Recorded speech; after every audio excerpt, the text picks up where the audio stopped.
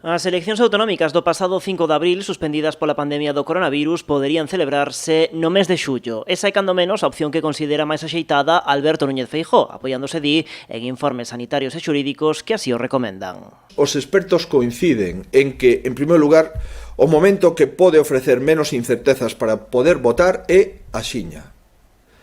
E, en segundo lugar, que a seguridade sanitaria é maior canto antes se celebren os comicios.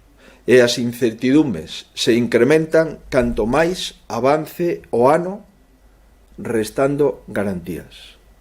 Restando garantías para que se poida celebrar un proceso electoral en condicións sanitarias axeitadas. Feijóo vai convocar mañá o resto de partidos para abordar a data das eleccións, algo que se comprometera ao ter que suspender os comicios previstos para abril. Con lo que dicen os expertos por escrito y con lo que diga la oposición en el día de mañana, me corresponderá tomar la decisión como presidente de la Xunta de Galicia, porque esa decisión es de los presidentes autonómicos. En este caso, y excepcionalmente, dada la suspensión de las elecciones, después de escuchar la oposición, que es lo que voy a hacer.